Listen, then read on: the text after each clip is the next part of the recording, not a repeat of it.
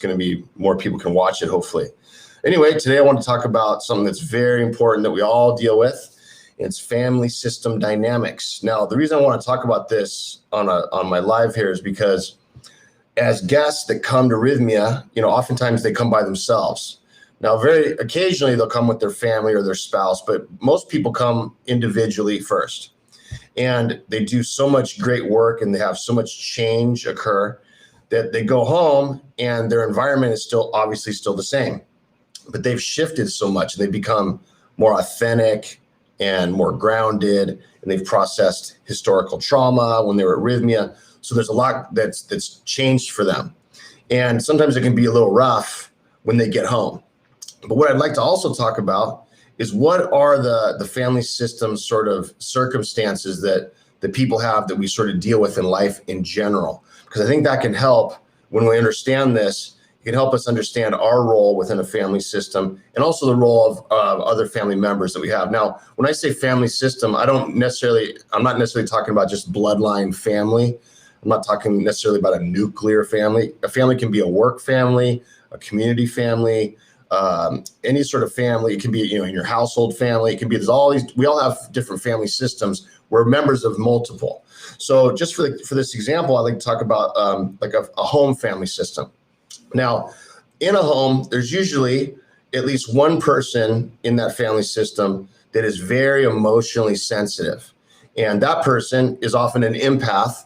And they may or may not know this because they're usually young when this occurs. So they don't really have those terminology yet for that or the lingo for that. But what that means is they're very emotionally aware and sensitive, and they're open to emotional stuff. So what happens in the family system is the other members, if they have a problem or an emotional difficulty, or if there's some sort of anxiety going on, they look for that one sensitive person in the family and they project their emotions onto that person.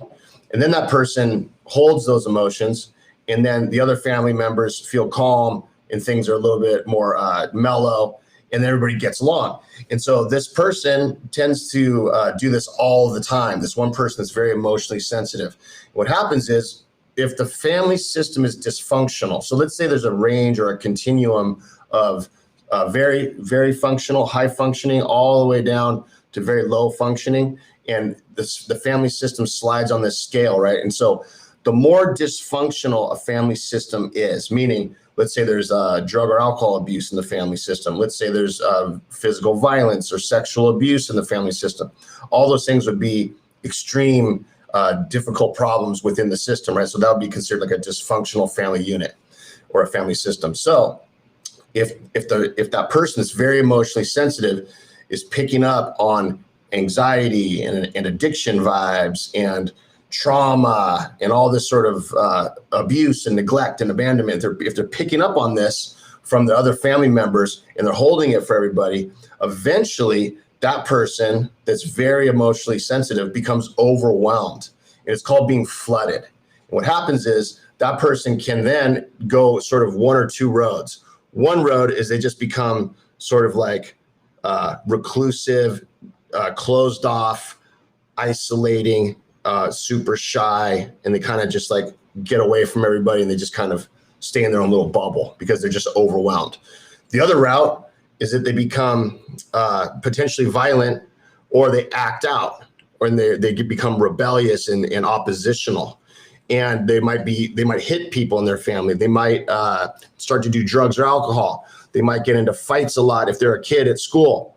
There's all these different things. So basically, what tends to happen when that's going on with, let's say, we have a teenage family member who's doing drugs and acting out and being violent and doing all this crazy stuff, and nobody in the family has any of that history themselves. It's not like the norm for that family. What a family tends to do is look at the symptoms, which is logical. Why are you so angry? Why are you failing your classes? Why are you ditching school? You have to go to school. Like, they try to band-aid the different sort of events that are happening, which is normal to do. But what gets neglected and overlooked is the underlying cause of why this is happening. And really what's happening, very high likely possibility that this kid is very emotionally sensitive, and they're just holding all of the family's anxieties and stress and self-esteem issues and pain and anxiety and all this kind of stuff. And it's just, and they're kids, so they're just kind of like, they get flooded quicker than a 60-year-old or 50-year-old adult would. And so a young kid, a teenager, is going to get flooded much quicker, and then they start acting out. So the key to how do you deal with the family system when you have this member who's very emotionally attuned, that's picking up on a lot of things that aren't theirs, but they're holding it for the peace and the betterment of the family. How do you deal with it? Well, you got to recognize in that person that they are emotionally sensitive. You have to really get to know who they actually are as people, and you have to validate who they are as people. Now, people that are very emotionally sensitive are very powerful. They're amazing people. They're also very creative, and they're also often very artistic. Now, there's exceptions, of course. There's a wide range of different personality traits that they can have. But what I've noticed is people that, like, for example, if the rehab I used to run in Los Angeles for about 8 years, what I noticed is a lot of the drug and alcohol addicted people were very emotionally sensitive, and they were using drugs and alcohol as an escape because they were all flooded from their family system. So we don't want to have our kids or our spouses or our family members go down this road of they're very sensitive, they're picking up on stuff, and they're just being bombarded, and eventually they're just overwhelmed and they start to go down a bad path, right? So the key in a family system, when you have someone like this, which most family systems do, in most family systems, a lot of them don't notice this because they might not have a dysfunctional environment, right? So this never really comes out so much. But in ones that there's an extreme behavior occurring, such as violence, such as drug or alcohol abuse, such as rebellious stuff that's detrimental, because I'm rebellious, and it's not, I'm not talking about just being rebellious. I'm talking more about overall, oppositional stuff in society. So, what you want to do is validate this kid or this family member, and you want to help them understand that what they're doing is not even about themselves. It's about all of this projection they've been holding their whole life for everybody. And so you help them deal with that. And there's tactics to deal with that. And I have other Facebook Lives. One of them is called Empath Strategies that I have. It's on our Facebook archive, and also on YouTube. You can look at Empath Strategies. It kind of is the next level of this. Okay, so when somebody, let's say, comes to Rythmia and gets a lot of this stuff handled, then what happens is they go home to these systems. Now, if it's a dysfunctional family system, the family system is going to try to rebel against that person's shift. So again, a dysfunctional system, more opposition. A healthy system, less opposition. So if I have a really healthy family system, I go home from Rythmia back to my world, and everybody's happy, and they see that I'm happier, and they're excited, and maybe they want to come, or they have their own things they do, and everybody's supportive, and that's great. That's the ideal scenario. Now, the more realistic scenario for a lot of these people that come through here is they go home and there's opposition against them, because if they've changed, the system is required to also change. So the shift in one person of the system requires a shift in the others. Now, some of the people don't want to shift, right? They don't want to change. So they just push against and push back and try to prevent it from happening. But if you're prepared for that, if you know that that's coming, then you can approach it a certain way. And that's what we talk about here, especially like I do a class on Thursdays during the week that explains how to deal with your family when you get home. But basically what it is, it's like you don't need to preach to the family.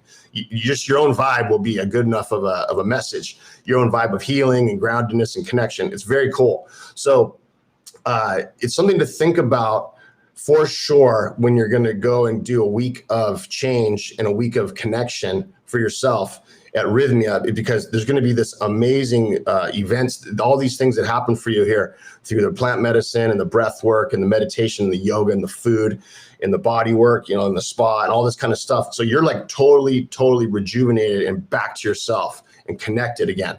And then you go home and all of a sudden all this crazy stuff happens, that normally was happening: work stress, family stress, community stress. And there's a way to deal with it so you can just focus and still be authentically you. And one big part of that is having a daily practice, eating healthy, avoiding drugs and alcohol, communicating with people that have like-minded beliefs and opinions, and staying grounded in who you are as a person. I try to stay grounded as much as I can in my day, because it helps me remember that I'm here to be authentic and be full of truth as much as I possibly can. I have flaws. I'm trying to work on those all the time. And the plant medicine, the program here helps with that, helps kind of keep that momentum going. So if you come from a family system that is, let's say, dysfunctional, when you come to Rythmia, we're going to help prepare you to go back into that system and that so that the rebellion against you is less, and that's more loving and accepting. There's ways to create that I can talk to you guys about. If you come from a healthy family system, right on. Good for you. I'm glad. That's very cool. Most families have issues, right? So there's always something to deal with a little bit. Now, just a reminder, if you have a kid in your family or a family member or spouse who's quote unquote the black sheep, all that means is that they're the most emotionally sensitive. That's what that means. So black sheep has a negative connotation. I don't view it negatively. I view it as a very positive thing, because they are the ones that are holding all the pain and anxiety and stress of the family. And that's why they're acting out, and they seem to be like the different person, because yeah, they are different. They're emotionally sensitive. So you have to get to that issue with them. You have to help them see that. They don't even know it themselves. You have to help them see, like, I'm the one that's emotionally attuned. I'm the one that's emotionally sensitive. So I'm holding and picking up on everybody's stuff, and then I'm just overwhelmed and I'm acting out. So that's a way to help you as parents or spouses or caregivers or whoever you are that dealing with somebody like this. It's very, very, very important to actually value who they are and see who they are. Pura vida. Thanks for watching. See you guys next Monday afternoon. All right.